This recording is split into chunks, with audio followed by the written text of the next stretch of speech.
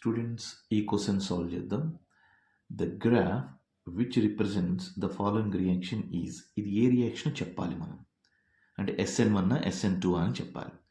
So ఇదేంటి, triphenyl methyl bromide on treatment with OH minus in presence of pyridine forms triphenyl methyl alcohol. So SN1 రియాక్షన్స్లో favourable condition ఏంటి, tertiary form ఉంటే ఫాస్ట్గా జరుగుతుంది SN1. So ఇది tertiary form కదా, carbon attached to 3 other carbon, so this is tertiary.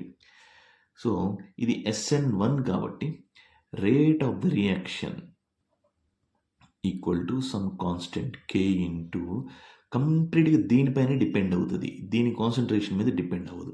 So మనం ఏమని రాయాలి, C6H5 thrice CBr, the concentration మీద మాత్రమే డిపెండ్ అవుతుంది, OH మైనస్ కాన్సన్ట్రేషన్ మీద డిపెండ్ అవ్వదు. సో ఇప్పుడు మనం దీన్ని బేస్ చేసుకొని ఇక్కడ ఇచ్చిన గ్రాఫ్స్లో ఏది కరెక్ట్ అని మనం మెన్షన్ చేయాలి. SN1 ఎక్కడ ఉందో చూద్దాం. Rate of the reaction pyridine మీద డిపెండ్ అయ్యింది అన్నారు.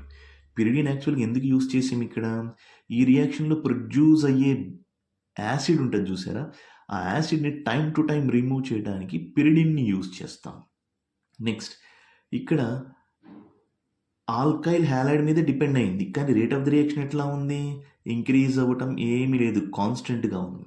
ఇది చూడండి third option, rate of the reaction depends upon concentration of alkyl halide but rate of the reaction increases on increasing alkyl halide. ఈ ఆల్కైల్ హ్యాలైడ్ని కాన్సన్ట్రేషన్ ఇంక్రీజ్ చేస్తూ ఉంటే rate of the reaction కూడా increase అవుతుంది. ఇదే కదా మనం ఇక్కడ రిప్రజెంట్ చేసింది, rate of the reaction is equal to concentration of alkyl halide. So third option is right option. This is right answer.